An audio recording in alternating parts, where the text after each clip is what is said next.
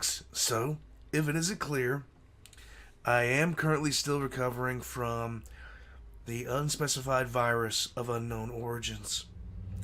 Um, Today's the first day I can really talk for a little bit of time without like running out of breath, coughing my lungs out, things like that. And I have been waiting to get back into things. Mostly though, I have been playing some Baldur's Gate and, you know, doing some script writing, things like that. So, um, I just really wanted to, get back at it. I don't want to do anything really excessively long over the next few days, just because giving myself time to recover. I had to cancel shenanigans. I had to cancel game night. Like last night, I was just unable to do anything. But I woke up today. Last night I was coughing continuously. My voice is still busted from that. But this morning I woke up. The cough is mostly gone. I'm still coughing some, but um, it's mostly gone. It's not nearly as debilitating as it was. So, the way I am, I was like, okay, I've been seeing some things that I really want to check out, and this was one of them. This is DEATHFIRE. This is by J.J. Case, and this was requested by the Coconut, and he said, Vulcan lives. Now, I can see by the thumbnail this is the Salamanders, but I don't know if Vulcan's in this. I do know it's a fan animation. That's pretty much all I know about it. And I am all into fan animations. In fact, I was really, really psyched when I saw this.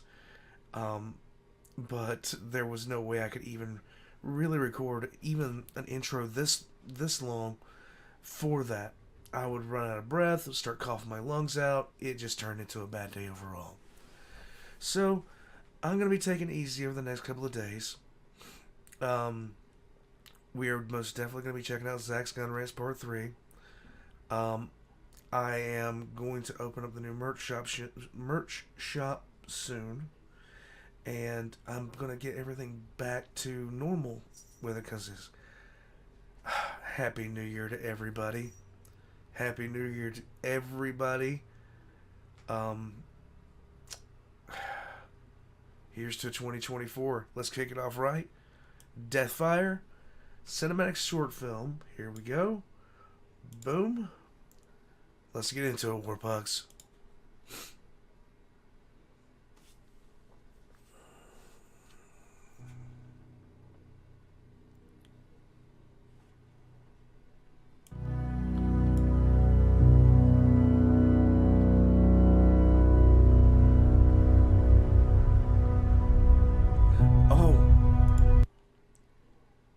Okay. I'm gonna let it play and then I'm gonna talk.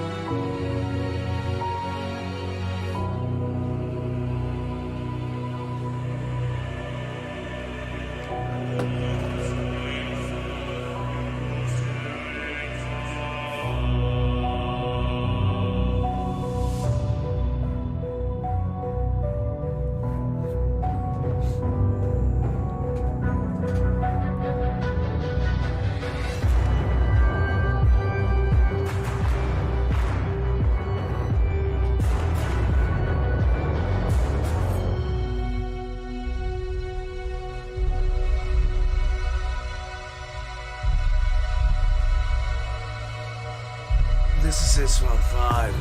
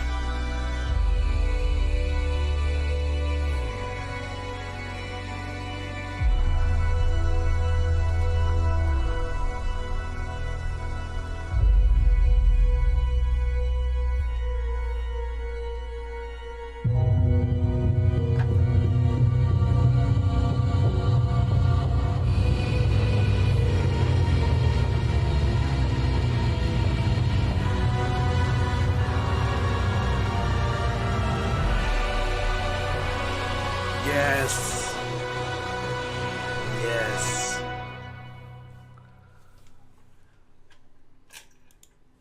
Oh, sorry, guys. I had to take a couple of seconds to get myself together after this. I'm sorry if I didn't pause it, make comments, or anything like that, because this was awesome. Okay? First things first. I'm sorry, I'm still going through this. This tells a very specific part of the story of the Horse Heresy. This is talking in particular about I cannot remember this guy's name, and I'm beating myself up for not remembering his name right now, because I wanted to make a 5-ish minute lore about this guy in particular, because he went through it. He believed when everybody else was convinced that Vulcan was dead, the salamanders were convinced that Vulcan was dead. He was convinced that Vulcan was alive. Now, Vulcan, of course, he was taken from the Isfahan. He was basically the only slight tidbit is here. Essentially, Vulcan got hit with a low-intensity nuclear warhead, and I think that was shot at him by Mortarion. I'm pretty sure. Now, they found him alive they found him clinging alive on the battlefield. He was taken by Conrad Curse. Conrad Curse tortured Vulcan for an extensive amount of time, and after he tortured Vulcan, Vulcan finally escaped. Now, Conrad killed Vulcan and Vulcan resurrected. We don't know how many times, but it broke Vulcan mentally. The amount of times and the amount of ways that Curse killed him. It broke Vulcan mentally. And when he finally got out of the ship, using a hammer that had a teleporter on it, he arrived essentially in low orbit of Macragge. Well, in low, he basically re-entered the planet's atmosphere and crashed into the actual Macragge Civitas. And about the same time, there was another man named John Grammaticus, who was sent by the Cabal alongside of another assassin. Now I can't remember that guy's name. But he was sent by the Cabal to kill Vulcan, with a weapon that could kill a perpetual. Now, while all that's happening, so let's recap. Let's describe the situation. Vulcan has touched down on McCrack. He is regenerating. Cat, you don't jump up here unless I'm doing these, do you? You don't jump up here unless I'm doing things. Vulcan's regenerating. Vulcan is coming back. Vulcan has come back to life, but he's unrecognizable. There are salamanders on McCrag at this point. Get down. If you can't, you just get in a place to sit down. There are salamanders on McCrag at this point that have not been told that Vulcan is on the planet. They haven't been told because they don't know what to do. The Ultramarines don't know what to do. Vulcan is not in his right mind. He is insane. And then the Dark Angels show up, and they bring with them Conrad Kurz, who goes on a whole mess of just absolute destruction before he's finally brought to heel. But part of this whole situation was the only thing that could kill a Primarch would be another Primarch with this weapon that John Grammaticus had. And John Grammaticus was supposed to give that weapon to Conrad Kurz to finalize the execution of Vulcan. But what wound up happening was John Grammaticus put the blade in himself. And that's when the Salamanders mostly found out what was happening. I don't think that's G-Men, or I don't know if that's G-Men or not. But that is the blade there that stabbed Vulcan. Now, this did stop Vulcan from spontaneously resurrecting. But when this salamander, and I can't remember his name, when this salamander brought his body back to Vulcan, it's not the only bit of inconsistency that I don't remember here is him actually being accompanied by Ultramarines. Okay, kitty, it's time to go down. It's time to go down. You're being a pest. You're just being a pest. I don't remember Ultramarines being with him when Vulcan's body was lowered, but Vulcan came back in his right mind after this guy walked through the fire, the lava with him. This was very well done. I love stories that don't need words, especially if you know what's going on. But this in particular, we have never had a representation of Isstvan 5. This is the level of betrayal. Like this, as soon as I saw, I had a question, but as soon as I saw the lineup of the Iron Warriors, it's like, oh, okay, so this is what's about to happen. So all these, and this is just an iconic shot. I really love this. And there's your missile, sir. Wait. There's your missile, sir. Warbugs, this is fantastic. Legio Symphonica apparently did the music for this, and it shows. Sorry guys, just trying real hard to keep an even keel, stuff like that. This is absolutely lovely. I'm gonna watch. When I saw this, I was like, oh yeah, that's all she wrote for this. That is all she wrote for it. But the Devastator squads, Terminators. I wish I could see Perturabo in this. But I can't, and that's okay. I got more than enough at everything here. I did love absolutely loved the Sanguinary Guard. And thanks to this right here,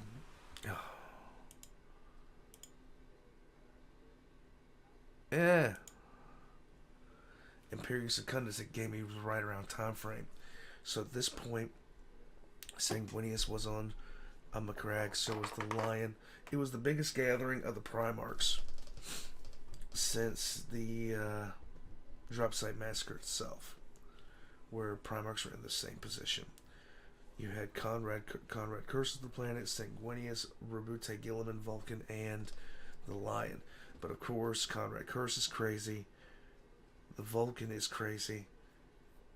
And then you just have Gilliman, Sanguinius, and the Lion. Sorry, guys. Cat, you never do this unless I am recording. Otherwise, you'd be in that cat tree. Okay, I'm gonna bring this to a close, guys. Thank you for watching this with me. I'm gonna continue to get better, and yeah, we're gonna see you guys next time. I'm gonna be opening the new opening everything up. Until then, check the links in the description down below, and I'll catch you guys next time. This, next to Astartes, is probably going to be one of my favorite animations of all time because of the amount of attention to detail and the fact it portrayed what's in it portrays what's in my head as one of the most pivotal moments in the entire lore, which was the Istvan V Dropsite Massacre. Until next time, hope you have a good 2024.